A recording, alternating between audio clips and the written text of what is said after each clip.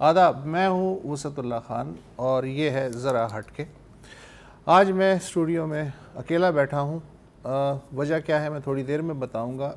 मुझे इस वक्त एक कचरे वाली खाला याद आ रही हैं।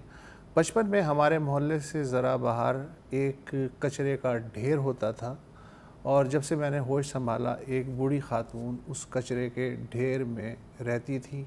बाद में सुना है कि उनका इंतकाल भी हुआ। वहीं रहती थी 24 घंटे। खुदा तरस लोग उनका खाने का इंतज़ाम कर देते थे, कभी कभी कोई कपड़ा भी दे देता था, लेकिन उन्होंने कभी उस कचरे के ढेर को छोड़ा नहीं।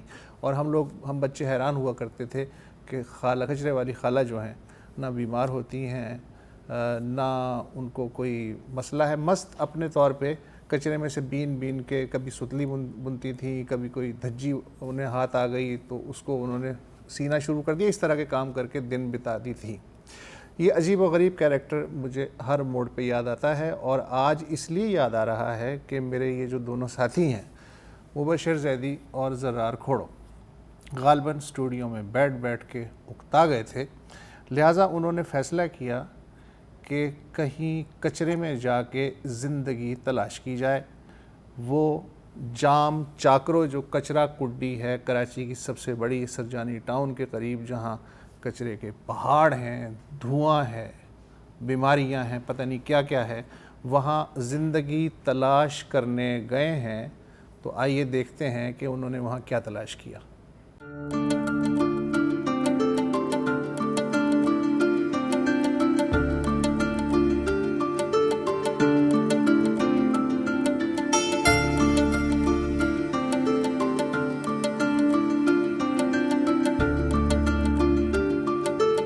ये है जाम चाकरो।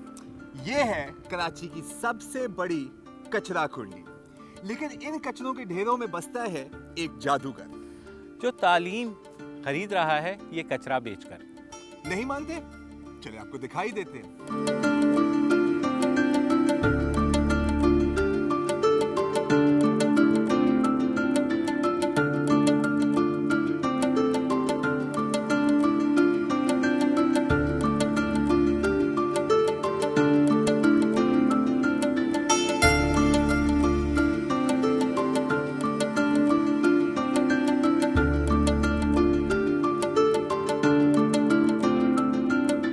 अल खैर फाउंडेशन का न्यू कराची कैंपस, जहां कचरा बेचकर तालीम खरीदी जाती है। ये कैसे होता है आपको बताएंगे, लेकिन पहले थोड़ा सा स्कूल के बारे में सुन लें। 1987 में जब इस स्कूल का आगाज हुआ तो ना दीवार थी ना छत थी, लेकिन जज्बे की कोई कमी नहीं थी। और आज अल खैर फाउंडेशन के 7 कैंपस और एक इंटरमीडिएट कॉलेज भी है, जहां सैकड़ों स्टूडेंट्स तकरीबन मुफ्त तालीम हासिल कर रहे हैं। यहाँ टेक्निकल स्कूल और कंप्यूटर लैब जैसी सहूलियात भी मौजूद हैं। लेकिन आप हमारी बातों पर मत जाएं, खुद ही देख लें।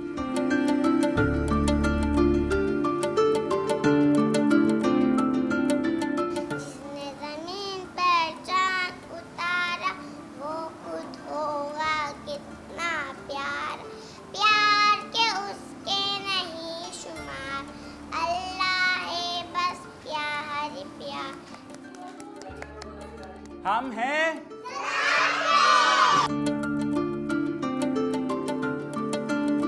ने जो इन बच्चों के लिए कंप्यूटर लैब डिज़ाइन किए। आइए मैं आपको विजिट कराता हूँ अपने कंप्यूटर लैब। ये बच्चे हमारे पास जो है क्लास 3 टू क्लास 8 तक के जो स्टूडेंट हैं वो हमारे पास प्रैक्टिकल परफॉर्म करने कंप्यूटर लैब में आते हैं बाकायदा तौर पर। तो वीक में 2 डेज़ इनके जो हैं वो प्रैक्टिकल डेज़ होते हैं। उसमें आगे बच्चे प्रैक्टिकल परफॉर्म करते हैं, इंक्लूडिंग सिलेबस में जो चीज़ें होती हैं, जो प्रैक्टिकल की चीज़ें होती हैं, फिर क्लास टीचर्स जो है वो उनको लाके यहाँ पर प्रैक्टिस करवाते हैं। और फिर फाइनल टर्म में, मिड टर्म में जो है 20 मार्क्स का हम बाकायदा इनके प्रैक्टिकल रखते हैं। ये हमारे बच्चे हैं क्लास 6 और 7 के, और माशाल्लाह जो है इनको बेसिक जो है वो MS पावर पॉइंट है, वर्ड है, एक्सेल है, तो उस पर हमने काफ़ी ट्रेन किया हुआ है बच्चों को। 4, 5 और 6 के बच्चे जो है वो वर्ड पर, एक्सेल पर और जो है पेंट पे बहुत अच्छी जो है वो कार्ड्स वगैरह बना लेते हैं। ये लोग बहुत अच्छा काम करते हैं। क्या नाम है बेटा आपका? फ़ायज़ा नाम है मेरा। और आपका? कशमाला। तो आप क्या कर रही है? हम ना एक्सेल पे ना शीट बनाना चाह रहे हैं। जो हमारी मंथली टेस्ट शीट बनती है उस पर हम ये कंप्यूटर पे शीट बनाते हैं, तो उसमें सब पता लग जाता है कि कौन बच्चा कितने नंबर लाया है। इस पर हम शीट बनाते हैं। हमारे हर महीने ना टेस्ट होता है। अच्छा, आपको पता है मुझे आज तक समझ नहीं आया कि ये एक्सेल शीट कैसे बनती है। क्योंकि अजीब व गरीब इसमें जो है ना चीज़ें लिखनी पड़ती हैं, एक स्क्वायर में कितने वर्ड्स आते हैं, तो कैसे आप लोगों को कैसे पता लग गया इतने छोटी उम्र में, जो मुझे इतने बूढ़े होके भी नहीं पता लगा? हमारी टीचर ने हमें मेहनत करवा के बताया, इसलिए हमें समझ आ गया। मेरा टीचर ज़रार है और वो आपको पता है कि फिर जो है ना चलो ठीक है, थैंक यू बेटा। जी, और हम यहाँ बैठे हैं सबा बीबी के साथ। सबा बीबी, आप क्लास 8 की स्टूडेंट हैं जी, एंड आप यहाँ पे क्या कर रही हैं एग्जैक्टली इस कंप्यूटर पे? बड़ा मुश्किल काम लग रहा है ये। इतना मुश्किल काम नहीं है, हम स्कूल के बारे में बता रहे हैं। स्कूल में क्या क्या होता है। स्कूल में कंप्यूटर लैब है, इसके बच्चे यहाँ कंप्यूटर चलाती हैं, यहाँ पे कंप्यूटर कनेक्शन होता है, डॉक्टर है, हेडसेट पढ़ाते हैं, लेक्चर देते हैं, ये सब हमें करना है। अच्छा, तो इससे पहले स्कूल में आने से पहले आपने कंप्यूटर घर पे भी सीखा था या पहली दफ़ा कंप्यूटर सीखा है यहाँ पे आके? फर्स्ट टाइम किया है। तो ये आप बेसिकली आप फ्लायर ब्रोशर टाइप चीज़ बना रहे हैं कोई स्कूल की मशहूरी के लिए? ऐसा ही है। अच्छा, तो फिर अब यहाँ से जब आप इंशाल्लाह एक दिन स्कूल से ग्रेजुएट होंगी तो क्या इरादे हैं? आप ये भी कंप्यूटर ही करेंगे में जॉब करेंगी या कोई और जॉब करने का सोच रही हैं? डॉक्टर बनने की कोशिश करेंगे। तो ये जो आप यहाँ बना रही हैं डॉक्टर साहब, ये डॉक्टर साहिबा आप बनेंगी एक दिन। शायद किसी दिन आप यहाँ पे बैठकर आपकी तस्वीर कोई लगा रहे हो कंप्यूटर पे, ऐसा ही है। चले, बहुत बहुत शुक्रिया एंड बेस्ट ऑफ लक।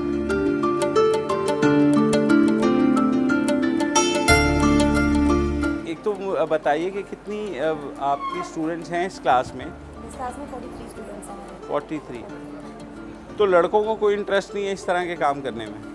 नहीं, बॉयज़ के लिए कंप्यूटर क्लासेस होती हैं अच्छा, और इन लोग के लिए सिलाई और कढ़ाई का होता है बच्चों के लिए, क्योंकि आगे जाके इन लोग के लिए ये ज़रा ज़्यादा कारगर है। तो इसलिए सिर्फ बच्चियों को हम यहाँ सिखाते हैं कि वो तालीम के साथ साथ एक हुनर भी उनको साथ करते हैं। अब तो लड़के भी हुनर सीख रहे हैं, वो भी फैशन डिज़ाइनर हैं, वो भी टेलर हैं सारे। मुझे तो मार्केट में कोई खातून टेलर तो नज़र नहीं आती जो कमर्शियल बेसिस पे काम करते हैं। अब इस बारे में भी सोचेंगे कि बॉयज़ की भी क्लासेस स्टार्ट करें। तो लड़कियां भी तो कंप्यूटर सीख सकती हैं, वो भी तो एक हुनर है। कंप्यूटर क्लासेस होती हैं इनकी, उसके भी पीरियड होता है, वो क्लासेस भी इन लोग की होती हैं। और मगर ये सिर्फ हम ये सिन टेक्निकल से रजिस्टर्ड करवाया हुआ है, 1 ईयर का सर्टिफिकेट कोर्स होता है इन लोग का। तो इनको सिन टेक्निकल का सर्टिफिकेट मिलता है। अभी इन लोग के एग्ज़ाम्स होने वाले हैं 3 मई से, तो वहाँ इसकी तैयारी कर रहे हैं लोग। इनका जो काम ये यहाँ करते हैं, कहीं पे आप लोग शोकेस भी करते हैं या कहीं पे कहाँ? जी करवाते हैं। अभी हमने मतलब एग्जीबिशन करवाते हैं, यहाँ पे भी करवाते हैं। अभी लास्ट टाइम बहरिया में भी करवाए हैं लोग, सिले हुए हैंडीक्राफ्ट की चीज़ें बनी हुई, एम्ब्रॉयडरी की, तो ये सब चीज़ें हमने बहरिया यूनिवर्सिटी में करा था। आप इस क्लास में के मॉनिटर हैं? मॉनिटर तो क्या सीख रही हैं? सिलाई भी सीख रहे हैं, कढ़ाई भी सीख रहे हैं, अच्छा, और कंप्यूटर भी सीख रहे हैं? कंप्यूटर क्लासेस भी होती हैं। तो क्या करना है सिलाई कढ़ाई करके, क्या बनाया है आपने? बहुत सारी चीज़ें बनाई ये हैं। जो सारी चीज़ें लटकी हुई है मुझे बताएं, ये आप ही ने बनाई हैं? आप लोगों ने मतलब? जी, हमारी मुझे क्लास। बताएं ना ज़रा, एक्सप्लेन करें कि क्या क्या चीज़ है, किससे कब बनाई, कितना टाइम लगा। अच्छा, ये कुछ चीज़ें वैसे रखी हुई हैं? कुछ चीज़ें टीचर्स ने भी हेल्प करके बनवाई हैं, कुछ हमने खुद भी बनाई हैं। जब सीख रहे हैं तो बनाई भी हैं फिर। अच्छा, ज़बरदस्त। और ये भी सारा, ये फ्रॉक भी बनाई हमारी है? क्लास में से ही किसी ने कुछ ना कुछ बनाया है। अच्छा, तो आपने क्या बनना है बड़े होके? डिज़ाइनर बनना है? इंशाल्लाह दुआ है, हैं? कोशिश भी है पूरी के इंशाल्लाह बड़े होके कुछ बने। ये है हिफ्ज़ा बीबी। अब हिफ्ज़ा बीबी की क्लास में क्या होता है हम उनसे ही पूछेंगे। जी हिफ्ज़ा बीबी, अब बच्चों से तो हमने मिला है, वोकेशनल भी आपने देखा है, आपके टेक्निकल जो वहाँ पे सिलाई का काम हो रहा है, यहाँ पर थोड़ा आपको बताएं कि ये कौन सी स्टूडेंट्स हैं? और जिस बच्चे ने जो अपनी पढ़ाई किसी वजह से छोड़ देते थे, बाद में अगर इन लोग का माइंड बन जाता है तो फिर अपनी पढ़ाई कंटिन्यू करते हैं। तो सिर्फ इदारा खैर की ऐसी जगह है जहाँ पे ओवर एजिज बच्चों को तालीम दी जा रही है। अच्छा, तो ये आप भी कुछ अभी थोड़ी देर पहले बता रहे थे कि तालीम बालगा तो मैं नहीं कहूँगा, थोड़े से ओवर एज ही हैं, मतलब हमारे सामने तो बच्चे ही हैं। तो ये आइडिया कैसे आया? मतलब आपने तो शुरू किया था बच्चों को पढ़ाने से। जब इन्होंने देखा कि छोटे बच्चे यहाँ पर दाखिल हो रहे हैं अफसर के अंदर, तो जिस वजूहत की बिना पर भी इनकी तालीम मुकम्मल नहीं हो पाई थी, तो फिर इनमें इंटरेस्ट पैदा हुआ बच्चों को देखकर। उन्होंने देखा कि इदारा मौजूद है, तो फिर ये लोग मेरे पास आए और उन्होंने कहा कि हम भी तालीम हासिल करना चाहते हैं। तो फिर बाकायदा तौर पर हमने जो है वो एक तालीम मुबारका का सेक्शन बनाया, और जिसमें जो है हम 15+ स्टूडेंट को जो है वो हम यहाँ पर एडमिशन देते हैं, और फिर 4 to 5 ईयर्स में इनका मैट्रिक मुकम्मल करवा देते हैं। अल्हम्दुलिल्लाह 4 साल हो गए हमारे सेशन को, और 4 से 5 खवातीन उन्होंने मैट्रिक भी किया है, जो +40 थी। अच्छा, मैट्रिक पास आउट किया। अभी मजीद जो है वो सिलसिला जारी है। मेरा नाम मोना है, पूरा नाम मोना अब्दुल जब्बार। मैं BS माइक्रोबायोलॉजी 7th सेमेस्टर की स्टूडेंट हूँ। हमारे घर पर मतलब इतना वो नहीं था कि पढ़ाना लिखाना, क्योंकि हमारे अब्बू जो है ना पढ़े लिखे नहीं है, तो उनका ये था कि लड़कियाँ पढ़ेंगी नहीं, लेकिन हमारी मम्मा की सोच थी कि नहीं मैं अपनी बेटियों को पढ़ाऊँ, तो इतना ज़्यादा नहीं था कि मैं पढ़ सकूँगी आगे। लेकिन जब छोटी सी थी तो मुझे बहुत पढ़ने का शौक था, मैं किताबें कॉपियाँ लेकर बैठ जाया करती थी। तो जैसे पता चला था तो हेड सर मैडम मेरे घर पर आए थे, तो फिर ज़्यादा फोर्स किया था मम्मा पापा को कि नहीं आप पढ़ाने भेजें, तो फिर उसके बाद जो है मुझे फिर स्कूल में एडमिशन हुआ था। और आज जब से अब तक मैं इसी स्कूल में की स्टूडेंट हूँ मैं, और इसी कॉलेज से मैंने जो है इंटर किया है, और अब मैं BS माइक्रोबायोलॉजी की स्टूडेंट हूँ।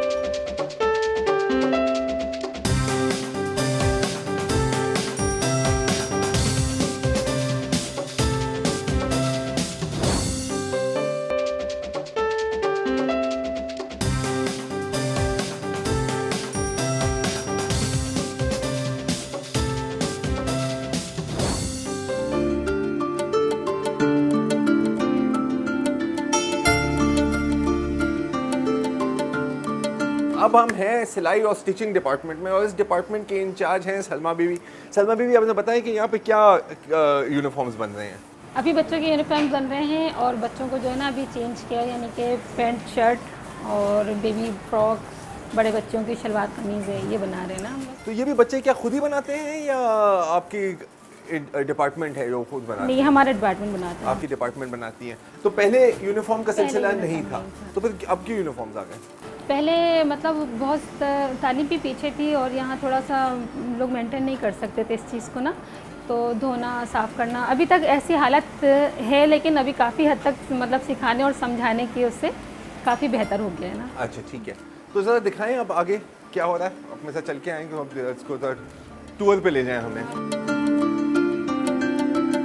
क्लास का स्टूडेंट है, तो ये पढ़ते भी हैं और बाकी टाइम सीखते भी हैं ना, तो इनका यानी हॉबी है कि हम सीखें। तो अभी ये भी जो बना रहे हैं ये भी यूनिफॉर्म का हिस्सा है? ये यूनिफॉर्म का ये हिस्सा यूनिफॉर्म है, का जी। हिस्सा। अच्छा, लूप्स बना रहे हैं ये ना जी, यूनिफॉर्म के लूप्स बना लूप्स बना रहे हैं, ठीक है, बहुत खूब। अच्छा, लेकिन अब यूनिफॉर्म तो एक चीज़ हुई, आप कमर्शियल काम भी करते हैं? कमर्शियल हाँ? भी करते हैं। अभी तो ये उसके बारे लोग में सब बना रहे हैं ना, ये यानी कि कॉलर बना रही हैं, ये पैंटें बना रही हैं बच्चों की, और यहाँ भी कुछ शर्टें जो हैं ये ओवरलॉक हैं, ये भी अनकम्प्लीट हैं। अच्छा, और ये क्या अब ये सेल के लिए बना रहे हैं? सेल के लिए भी बना हाँ, रहे तो हैं। कौन और किन को सेल करते हैं आप? हम यहीं के बच्चों को देंगे ना। अच्छा, हमारे ही बच्चे पहनेंगे, हमारे स्कूल अच्छा के जी, बच्चे। ठीक है। नहीं, आप कह रही थी कि कुछ जापान का भी ऑर्डर है? जापान के भी बनाते हाँ, हैं वो जी। किधर है? जापान के ये सब आइटम्स हम दे चुके ये जो हैं items ना हैं, जी, और इसके अलावा भी बहुत सारी चीज़ें जो हम जैसे दे आके चुके मुझे दिखा दें अगर आप। हैं। जी जी जी। तो ये जो सारा यहाँ पर इस दीवार पर जो लगा हुआ है, जी। ये एक तरह से आपके एक्सपोर्ट आइटम है? ये एक्सपोर्ट हो चुका है। ये एक्सपोर्ट हो चुका है। और ये ज्यादातर कहा जाए, ये सब जापान का माल सब है? जापान का माल है, सब ये भी जापान का बनाकर माल दे है। चुके हैं हम, ये भी बनाकर दे चुके हैं, और ये किचन है, ये भी हम बनाकर दे चुके हैं। तो इस तरह के काफ़ी सारे। लेकिन जापानी तो बड़े सख्त होते हैं ना, कि जी हाँ, ये उनकी धागा क्वालिटी इधर नहीं में, होना जी, चाहिए, जी। उधर नहीं होना बिल्कुल, चाहिए। हम लोग ज़्यादातर हाथ से काम करते हैं। ज्यादातर हाथ जी। से ही काम होता है, लेकिन जापानी खुश हैं आपसे? जी, अल्हम्दुलिल्लाह। हाँ, चलें फिर, आरिगातो आपको भी। आप क्या करते हो, क्या नाम है? मेरा नाम आदिल अली है, और मैं एक्चुअली इधर क्वालिटी कंट्रोलर हूँ। जापानी की क्वालिटी मेंटेन करता हूँ मैं, प्लस मर्चेंडाइजिंग वगैरह जो होती है वो मेरे हाथ में होती है। अच्छा, और आपने कहाँ कराची यूनिवर्सिटी से पढ़ा है? मैट्रिक मेरा अलखैर स्कूल से है अच्छा जी, और कराची यूनिवर्सिटी का तालिम MA IR अच्छा, इंटरनेशनल रिलेशंस। तो या ये अजरक का एप्रन यार, जी, ये हमारे एप्रन है, और ये हमें ऑर्डर जापान से मिला था।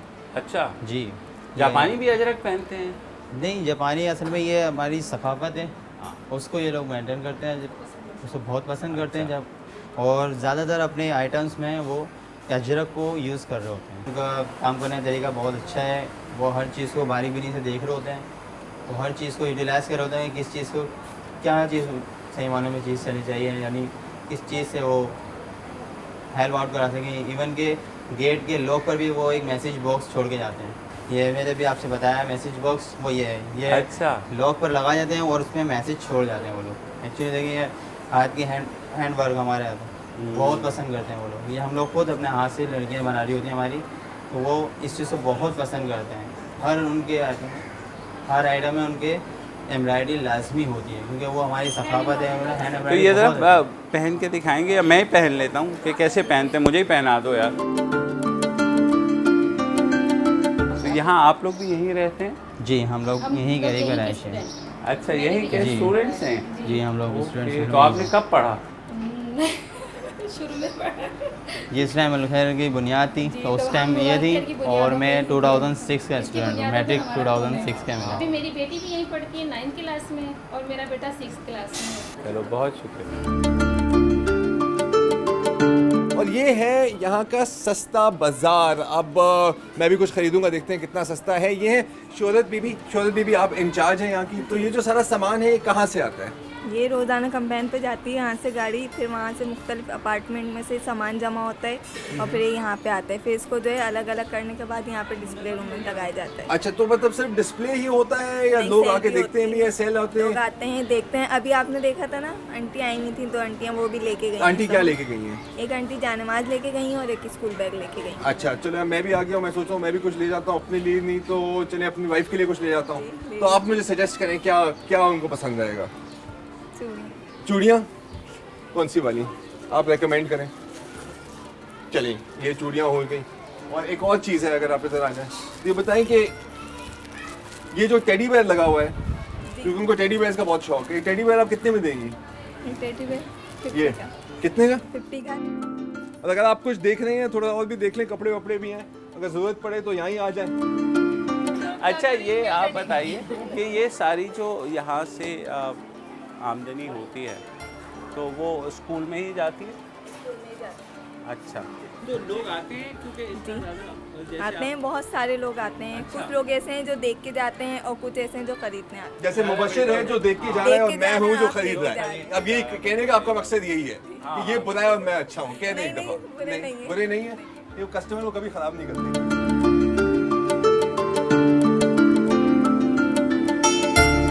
सबूत है जी, हम मुफ्ते नहीं फोड़ते। हाँ, क्या समझा हुआ है। और एक और चीज़ है कि अगर ये रसीद मैंने गेट पे नहीं दिखाई तो जो बाबा गेट पे बैठे हुए हैं ना, वो मुझे बाहर नहीं जाने देंगे। तो या तो रसीद होगी या तो फिर आज से मैं इधर ही रहूँगा।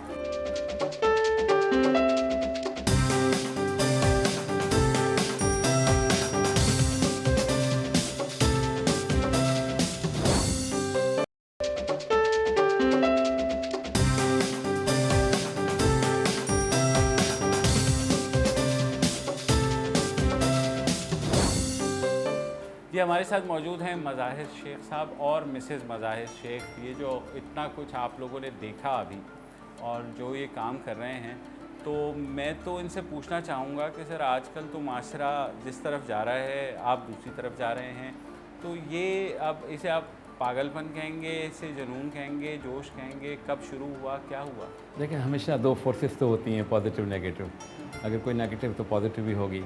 तो इसलिए असल में आप समझ रहे हैं कि जो हमारे समाज के अंदर जो इतनी बड़ी तफरीक़ है, माशी और समाजी तफरीक़ है, जगह जगह मौजूद है, मैं समझता हूँ कि इसको ख़त्म होना चाहिए। इसको ख़त्म करने के लिए ज़ाहिर है कुछ लोग तो करेंगे काम, उनमें हम भी एक शामिल हैं। अल्हम्दुलिल्लाह इस मुल्क में बहुत लोग हैं जो काम कर रहे हैं, हमारी तरह हम भी काम कर रहे हैं। तो हमारी उम्मीद तो ये है कि हम अगर जितने भी चैरिटी के काम है उसमें सबसे अव्वल नंबर हम देते हैं एजुकेशन को, क्योंकि तालीम ही एक ऐसा सफ़र है जिसमें हम कौमें बदल सकते हैं, ख़ानदान बदल सकते हैं। तो इसलिए हम तालीम की तरफ रुझान तो हमारा कैसे ख्याल कैसे आया? ये आपने मास्टर्स किया कराची यूनिवर्सिटी से, आप निकले, हर एक के कोई अरमान होते होंगे कि अच्छा ये नौकरी करनी है। आपके पेरेंट्स के भी थे कि जनाब हमने पढ़ाया है तो ये कोई बच्चा कुछ करेगा। तो आपने एक ऐसी चीज़ चुन ली जिस पे शायद वो भी थोड़ा ठटके होंगे कि क्या कर रहा है। बहरहाल वो एक काम हम करते रहे एक अरसे तक, जिसमें लोगों की माली मदद करना, ठेले लगा कर देना, राशन बांटना, दस्तरखान बिछाना, ये काम बहुत किए। लेकिन वो एक इतने अरसे में सोचा कि इस काम का सच कोई फ़ायदा नज़र नहीं आ रहा कि लोगों की जहनी हालत वही है। अगर पैसा आ भी गया तो पैसा गलत रास्तों में खर्च हो रहा है गरीबों का।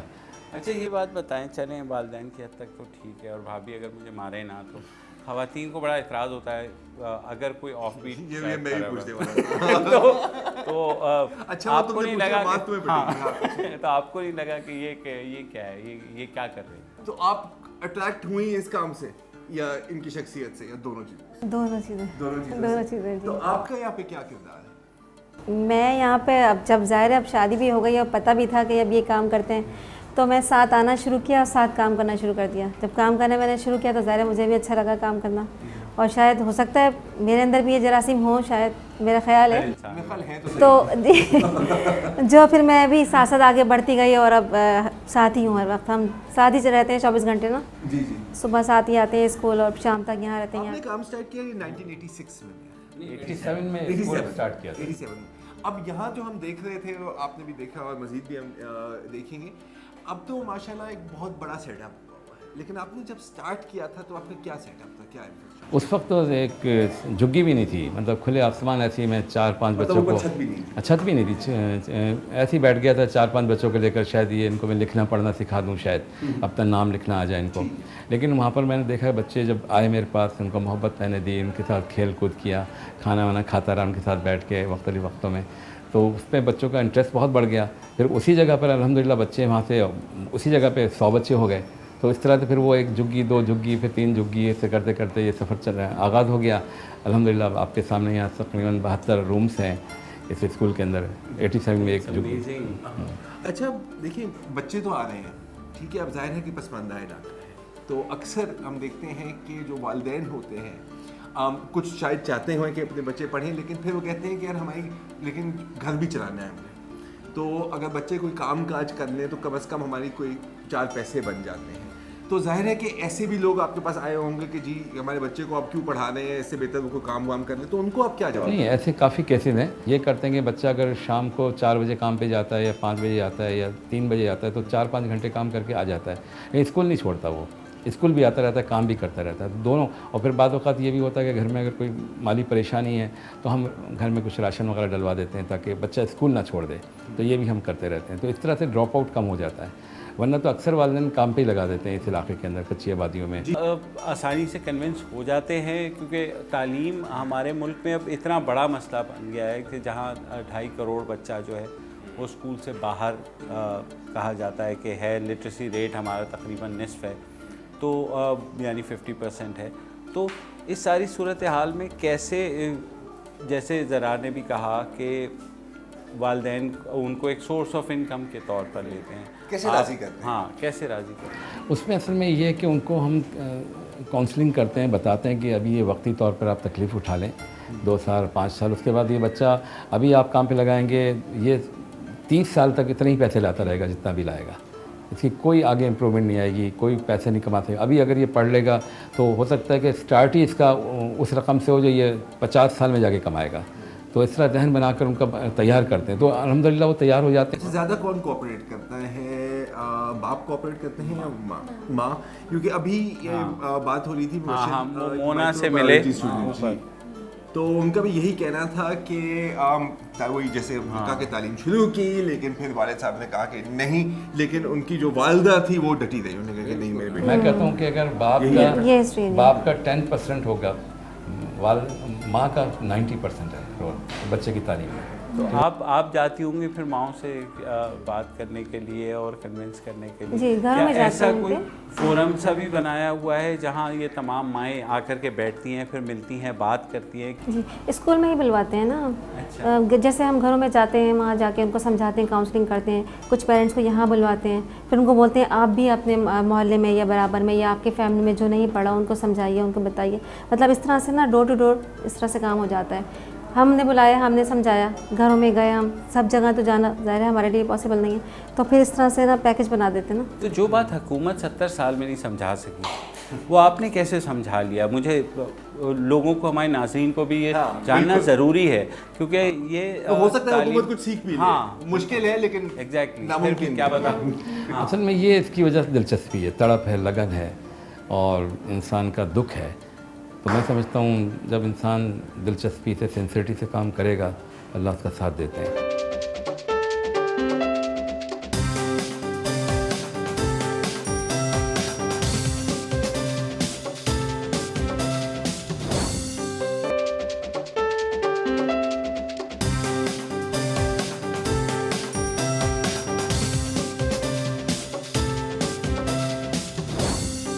बच्चों का प्यार तो बहुत नेचुरल होता है, उसमें कोई बनावट नहीं होती। तो जिस तरह आपका जिक्र सुनते ही उनके चेहरे पे रौनक आती है, तो हमें देख के बड़ा ज़बरदस्त, एक बहुत अच्छी फीलिंग होती है कि बिल्कुल आपको वो फरिश्तों की तरह देखते हैं। असल में बच्चे के दरमियान और बच्चे और हमारे दरमियान कोई फासला नहीं है, कोई दीवार नहीं है। हमने बहुत क्लोज रखा। ऑफिस ऐसे बच्चे आज दोस्तों की तरह आते हैं और डेली मैं तो तकरीबन बच्चों से डेली हाथ मिलाता हूँ और टीचर्स भी मिलाते हैं। इस तरह से टीचर्स और बच्चे के दरमियान कोई फासला नहीं है। तो ये दरअसल एक फ़ैमिली की तरह बच्चे यहाँ रहते हैं, एक ख़ानदान की तरह। जो ये बस्ती पहले होती थी और जो ये अब है, आपने क्या तब्दीली देखी? हाँ, ज़मीन आसमानों का फ़र्क देखा कि जब यहाँ हमने 87 में स्कूल खोला था, कोई बच्चा स्कूल नहीं जा रहा था। यहाँ नशा आम बिकता था और बहुत सारी चीज़ें जो मनफी सरगर्मियाँ यहाँ मौजूद थी, बहुत ज़्यादा, ख़ास तौर पर इसी आबादी के अंदर। और फिर जब स्कूल खोला तो आहिस्ता आहिस्ता हमने देखा कि ये ऐसा मतलब चीज़ें भागना शुरू हुई कि अब कुछ भी नहीं रहा। जितनी भी एक्टिविटी मनफी थी सारी ख़त्म हो चुकी हैं अल्हम्दुलिल्लाह। और बच्चों ने ख़ुद यानी कि ये साबित किया था तालीम हासिल करके कि जब तालीम आ जाती है किसी शख्स के अंदर तो उसका घर भी बदल जाता है, इलाका भी बदल जाता है।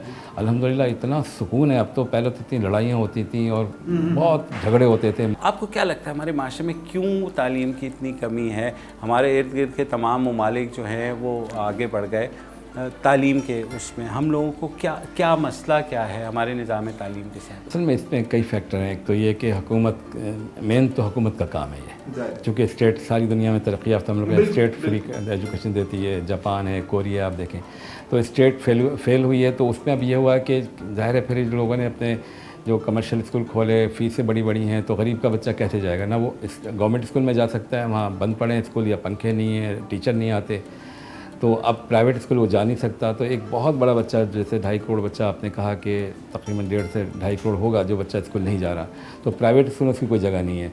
तो अब गवर्नमेंट, इसका हल तो यही है कि जो स्टेट के पास 1 लाख से ज़्यादा स्कूल जिनकी बिल्डिंगें खड़ी हैं और वो उसमें कुछ काम नहीं हो रहा, तो वो सारी बिल्डिंगें आबाद हों।